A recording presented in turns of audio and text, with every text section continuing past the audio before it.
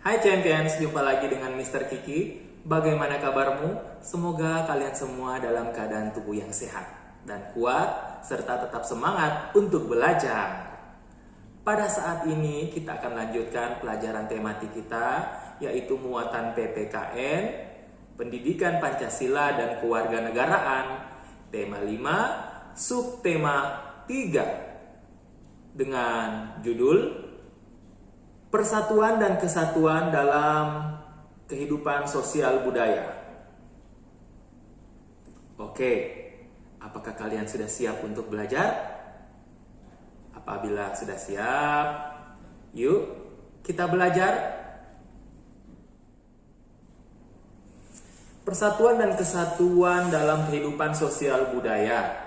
Kesatuan wilayah bermakna bahwa wilayah Indonesia terdiri dari ribuan pulau, tetaplah satu kebulatan wilayah nasional dengan segala isi dan kekayaannya.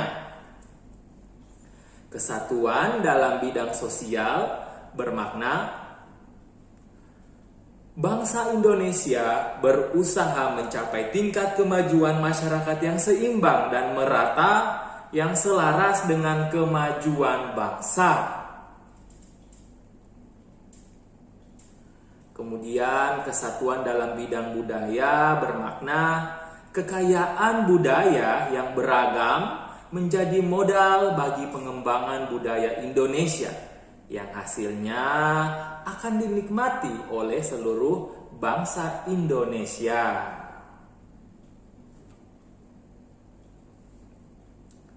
Lalu, persatuan dan kesatuan dalam kegiatan ekonomi.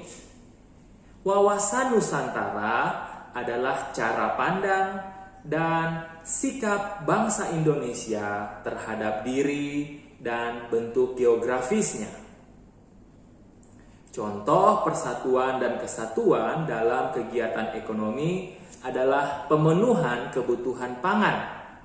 Diperlukan kerjasama antara penghasil pangan dan distributor sehingga pangan dapat sampai ke konsumen.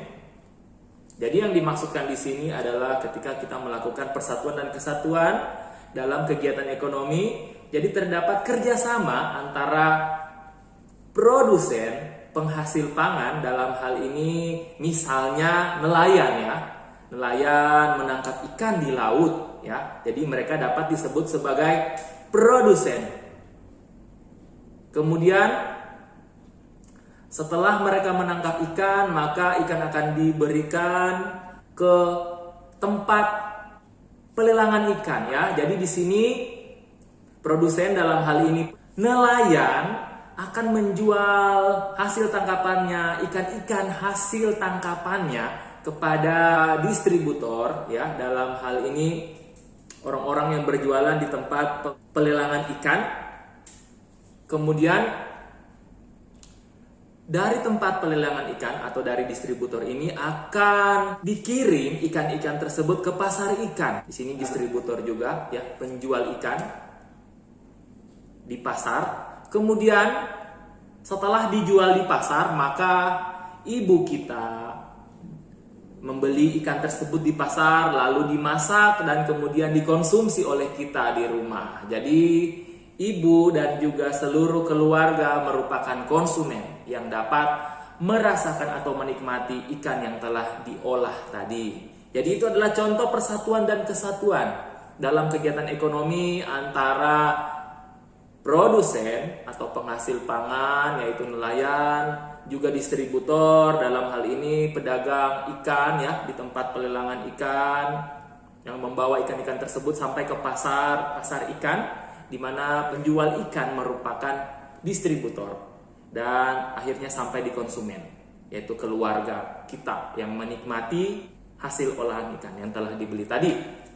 Cara menjaga persatuan dan kesatuan dalam kegiatan ekonomi. Ada 5 cara. Yang pertama, bersikap terbuka terhadap pelaku ekonomi lain, meskipun berbeda suku, bangsa, budaya, atau agama. Kemudian, menghormati dan menghargai sesama pelaku ekonomi. Ya, jadi sikap menghargai dan menghormati, juga sikap terbuka sangat dibutuhkan untuk menjaga persatuan dan kesatuan dalam kegiatan ekonomi. Lalu selanjutnya poin ketiga, menyelesaikan masalah secara musyawarah. Poin keempat, memanfaatkan sumber daya alam dengan bijaksana. Dan poin terakhir, menjalin kerjasama dengan baik dan bersikap jujur. Ya, kita harus bersikap jujur ya, dan baik pada saat bekerja sama. Kemudian, terdapat beberapa manfaat persatuan dan kesatuan dalam kegiatan ekonomi. Manfaat pertama, kebutuhan ekonomi seluruh rakyat Indonesia dapat terpenuhi.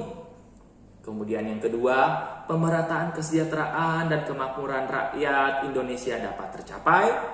Dan manfaat ketiga, terbukanya lapangan pekerjaan sehingga mengurangi pengangguran dan meningkatkan kesejahteraan rakyat. Jadi ada 3 manfaat persatuan dan kesatuan dalam kegiatan ekonomi.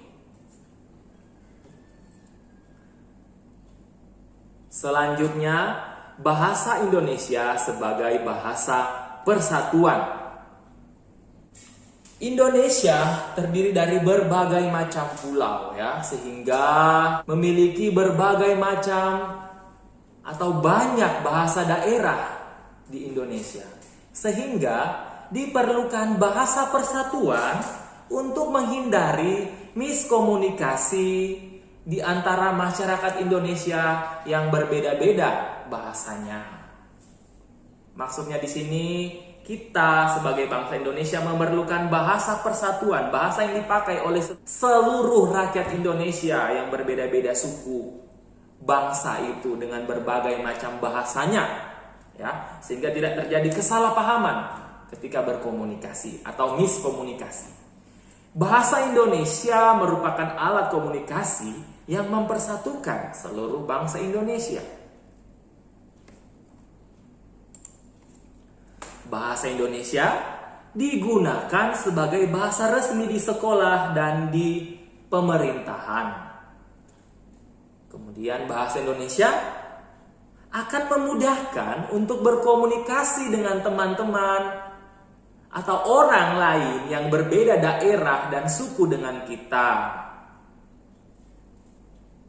Jadi, dengan adanya bahasa persatuan yaitu bahasa Indonesia, diharapkan agar kita dapat menjalin komunikasi yang baik dengan orang lain, dengan teman-teman kita yang berbeda suku, tentu saja akan berbeda bahasanya. Tetapi dengan adanya bahasa Indonesia, maka kita dapat berkomunikasi atau kita dapat berbicara dan berinteraksi dengan teman-teman yang berbeda suku dan bahasa dengan kita. Dan yang perlu diingat bahwa bahasa Indonesia ini dipakai resmi di seluruh Indonesia, baik itu di sekolah-sekolah dan juga di lembaga-lembaga pemerintahan ya. Oke, jadi seperti itu ya video pembelajaran kita pada saat ini mengenai materi pendidikan Pancasila dan kewarganegaraan. Mr. Kiki berharap agar kalian dapat memahami materi pembelajaran saat ini. Dan semoga video ini dapat bermanfaat bagi kalian dan dapat kalian lakukan dalam kehidupan kalian sehari-hari.